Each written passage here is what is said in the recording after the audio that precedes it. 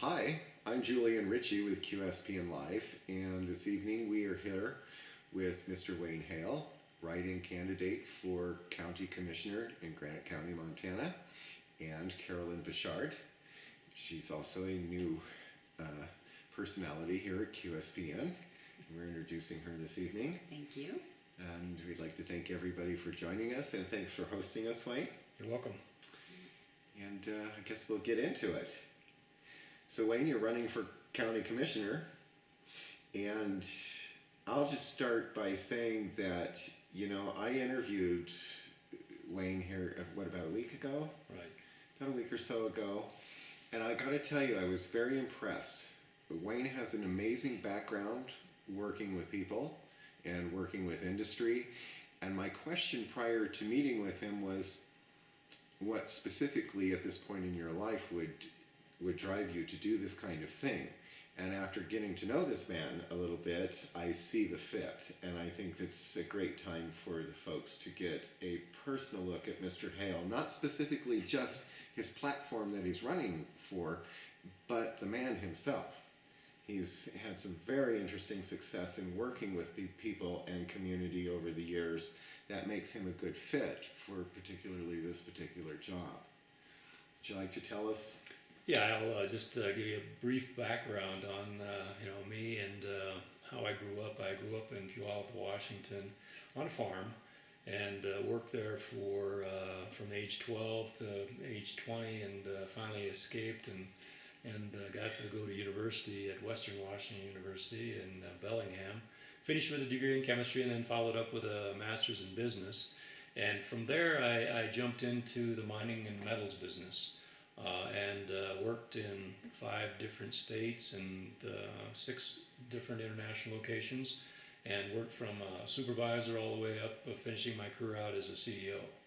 And so I think that fully fills my tool belt with capabilities in planning projects, working with people and building coalitions, working in diverse cultures and understanding what different values are and how to apply them and understand what they are within the context in which you work, and actually being able to understand things and not necessarily being the technical expert on everything, but understanding who the technical experts are and being able to engage with them to make sure that they can assist in whatever is required. So being a leader in business is not necessarily knowing everything, but it's really about being able to bring people together, whereas one person can make a difference. It takes a team to get it done.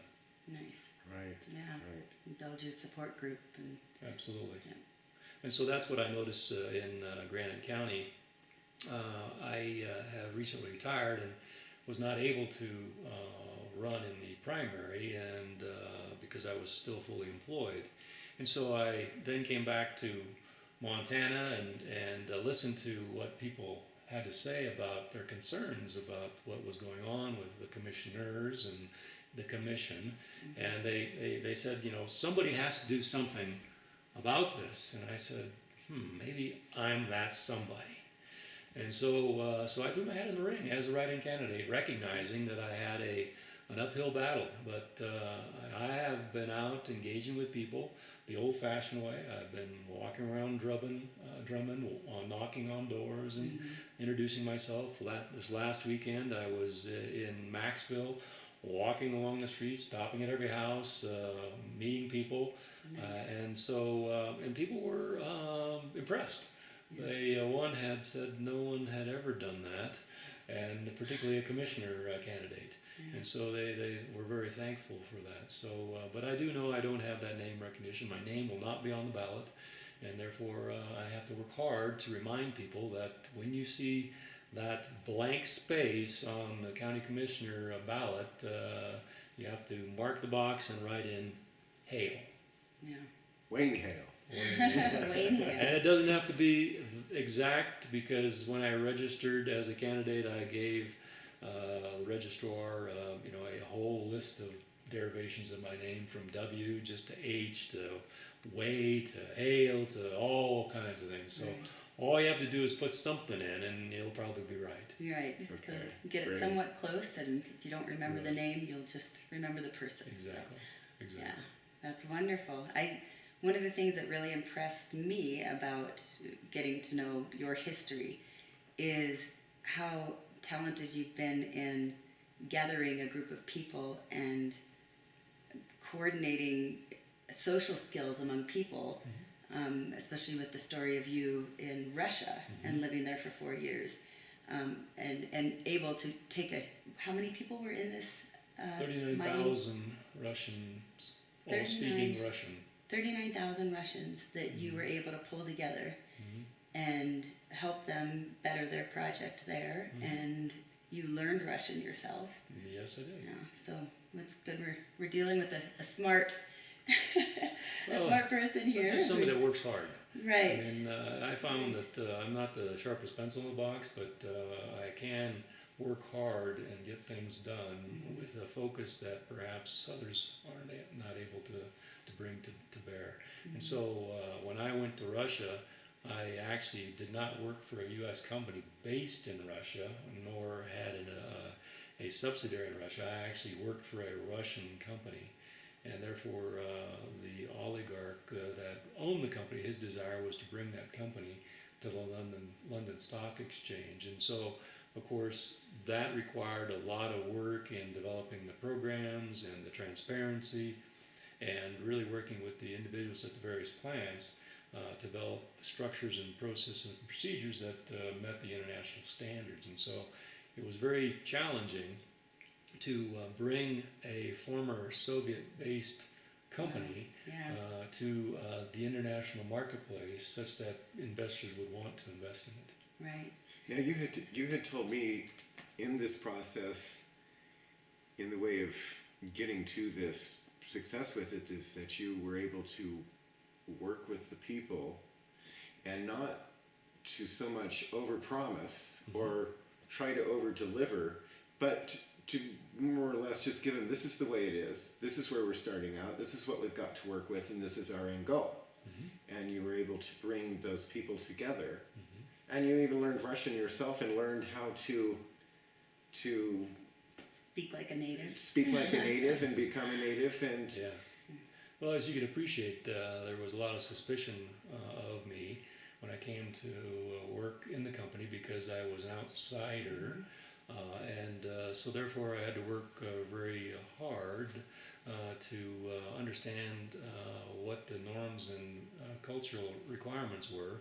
And so I studied the Russian culture and some of the elements of behaviors that I had to acknowledge such that I didn't overstep and didn't step on. Okay. And so, having done that, when I went to Russia, I didn't try to force and push my agenda.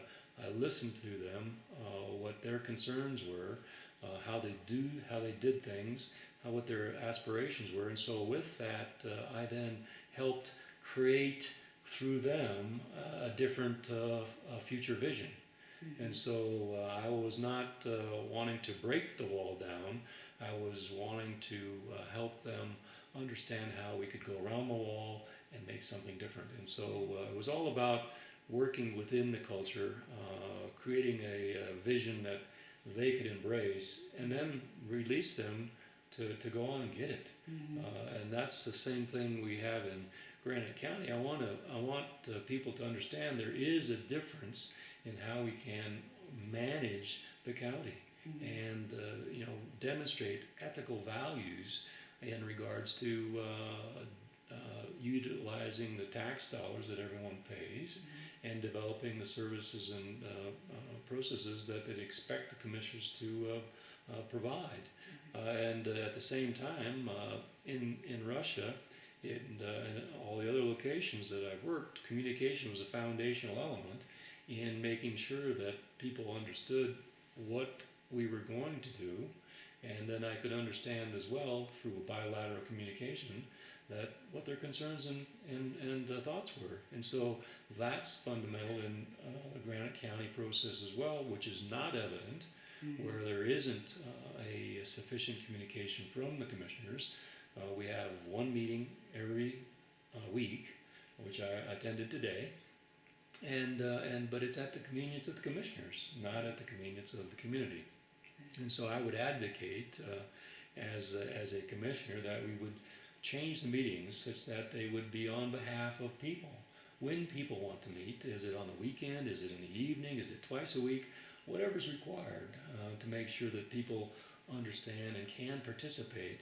And at the same time, as I've mentioned to other people, we need to move the technology of the commission into the 20th century, not necessarily the 21st century, but we would live stream the meetings so that people who are not able to attend could participate via the internet and actually ask questions via the internet. And we would have a interactive Facebook page and some of the things that are typical of the interacting communication that many people expect. Right.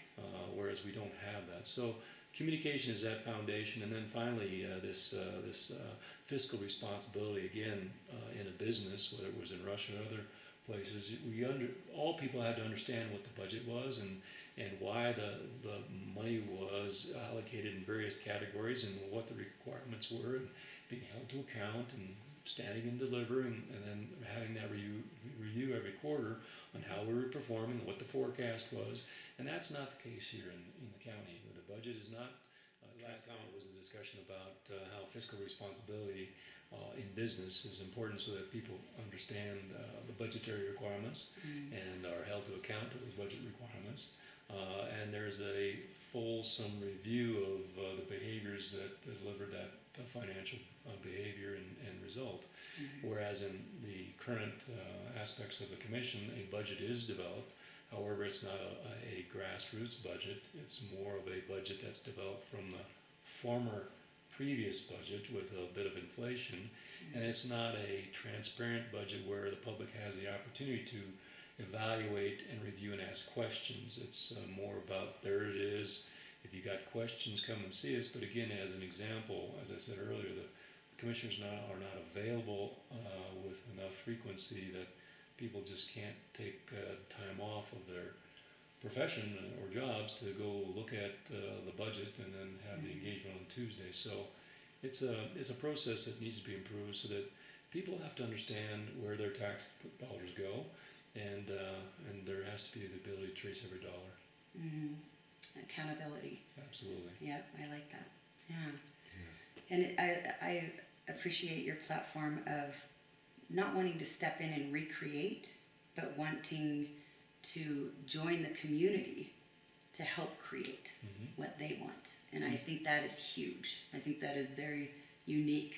Yeah. And the other benefit of this is that we have a businessman stepping in, wanting to help the community who knows business, and rather than a politician who's been a politician. Right, and I see in talking to you and getting a sense of the things that you're saying and the way that you deliver, you demonstrate that you have a sensitivity to not just the office and the job, but more of the outcome of the community and the result for the people and the result for the residents of the region.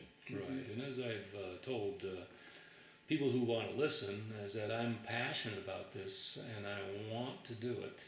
I'm not in it for the money, I'm not in it for the insurance. In fact, as I told a group of people last night, that I would gladly forego my pay and take $1 a year and donate my pay to a suitable charity on an annual basis.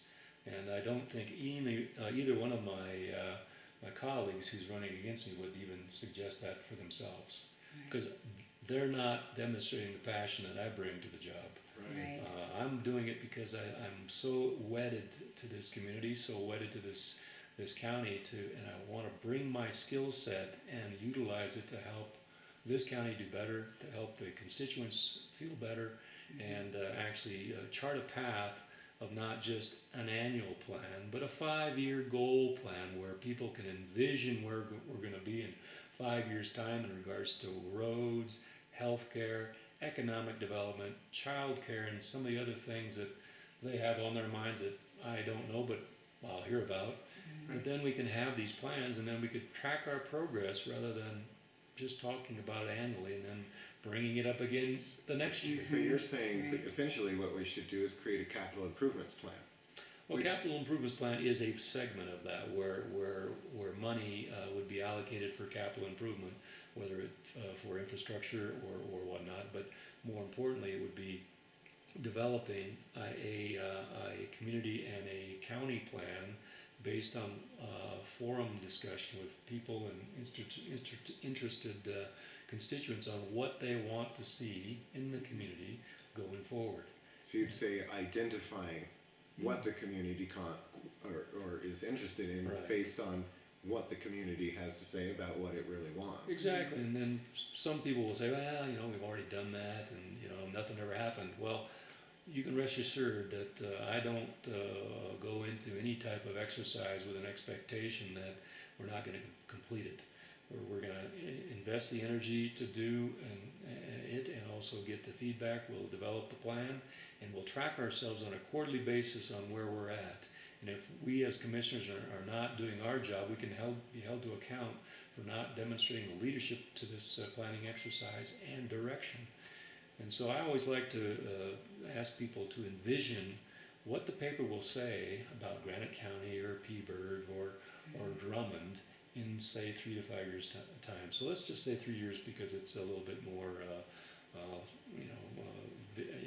Tangible. It's tangible. almost, yeah, it's close. So we can see it. Yeah. But if people were to say, this is what I'd like to read about us in the paper, and this is how we're going to be described in 3 years' time, then that helps us all understand what that means, what it feels like, what programs need to be in place, and then we can work backwards from that vision to today and say these are the milestones that have to be put in place for us to achieve that vision. And so from those milestones, then we can develop general action plans that then would be sort of supported by tactical actions on an annual basis. And so then we can actually scorecard ourselves on how we're doing. Right. And it's not us scorecarding ourselves, but it's the public scorecarding our behavior as commissioners and a commission in leading this charge. And also being involved in the process. Yes. And being encouraged to be Yeah. part of the process. And making it transparent and Right. involving the community in that way. I think it's beautiful. I mean, I really think you are offering the people a gift. I think you're actually offering an example and a demonstration on what we need in government on a larger level. Yes, very And much if so. we could start this in a local, in a county level, in a community, in a town level, and grow this out and show and demonstrate that it works, then we can inspire other communities. Well, I think that's a good point, is that there's always somebody, and everyone talks about, something has to be done, or this has to be done. And so we need to get all those things out on the table, and so that people have their voice in what needs to be done in each community or in each township, and maybe even in a broader sense as the county. Because if we don't hear them and they don't have a voice, then there's always going to be the discussion, well, I didn't get a chance, or they're not listening to me. So I want to make sure that we have those forums that people can voice their opinions and thoughts. And yes, we're going to be able to prioritize those actions on how they impact the county and the social economics of the county. And so we're not going to be able to do everything at once, I can guarantee that. But you know what? We will take the first step and then take the second step and show whoever wants to review that we have taken 5 steps towards something different than we've ever taken before, rather than having just an annual plan that we just don't have a future in that. Right. And I love the transparency of it and the fact that with your goal, you will be implementing online tangibility where the people are going to be able to see what is going on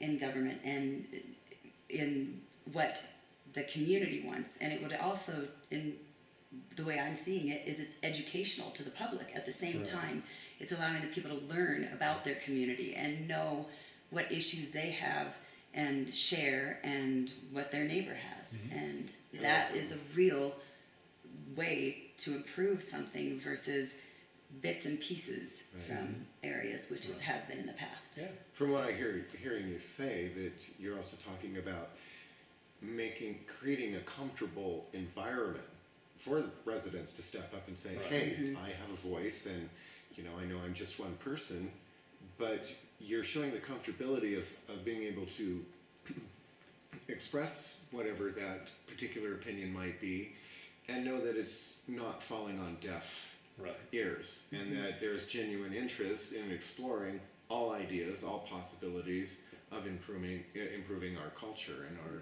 humanity and our home. Yeah, and that will let the community come together in groups to also work on that and give you that insight. Well, something I've carried with me all my life is, and this is key to how I behave, whether it was in a company or a community. You want to create the environment where everyone is willing and able to give up their best. And so if you think about that in just each word, creating the environment, creating an element and an environment where people feel comfortable to give input, to assist, and feel actually listened to in what they have to say, and actually recognize that they have skills that they can use in the community. So creating that environment where people are willing, meaning I have an interest and desire to step up and do something more than I have done before. And then I have the ability, because also the county has allowed me to get trained on how I can provide more than I have before, whether it's how we can budget better or how I can be involved in a specific board or forum. And so people sometimes are reticent to be involved because they just don't know how to lead a forum or lead a discussion. So we'll give them that skill set. Nice. And so creating that environment where there's the will and the ability for people to give their all, An encouragement. their best. Right. An encouragement from the leaders, Right. the elected officials, to get the people involved. Right, because Yes. again, as I said, one person can make a difference. Okay, and I can be that person, that spark plug, but it takes a team to get it done. Right. And so it's not just the commissioners either; it's the team within the community that all work together for the common good. And creating that inspiration is what I see you're doing. Yeah, well, it's it's 1 part inspiration and 99 parts perspiration. Well, I also Yes. see you. I also see you standing up saying, "Hey, I can help make a difference, but in order for me to make a difference, I need you, all of you, Right. to help Right, Right. and to be involved in the process." right. And I think that brings a little something new to the whole format. And it does, and as I said in several forums, I come out of an industry where it was a 24/7 job, and so I intend to devote 24/7 to this position, whereas my colleagues who I'm running against purely think it's a part-time job. And so when you have people thinking it's a part-time job, you get what you get, and this is what we have. When you have someone that thinks it's a continuous work process that provides a necessity to be involved in the community all the time, it will change the dynamics of how we get things done, and people will feel more comfortable because they will see me everywhere. I will participate in board meetings with the health district, with the airport district, and some of the things that are being done on behalf of the county, but the commissioners are not showing any interest. In fact, I went to the county health board, and basically they expressed to me I was the first commissioner that had ever attended their board meeting. Wow. And so then Yeah. I took that initiative and met with Maria Stopler, who's the CEO of the hospital. I met with the board, chairman of the board of the hospital district as well, and that with Mr. Barbara, and also the former board member leader as well. And so I've done more in just the shortest time, and I actually only expressed my interest and threw my hat in the ring 4 weeks ago. If I had a bit longer, and when I am commissioner, you'll see a much more energized activity and direction. Yeah. Well, I'm looking forward to it. I am too. That's amazing. Yeah, that's wonderful. Well, I think we're lucky to have you running, and I hope that we can spread the word in that way and that others will see it also. Yeah, I think really people have to understand when they vote, they have to mark the write-in candidate area which is blank, and then write Wayne Hale. Yes. That's so important, and so all I encourage you all to do is that if this message is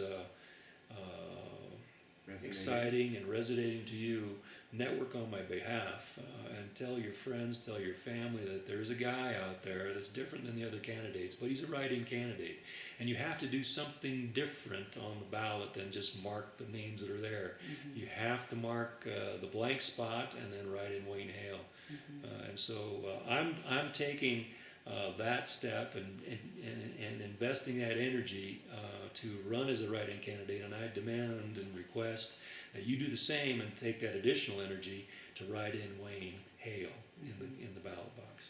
And I'm going to help them. I'm going to help you remember Hale Wayne. Okay.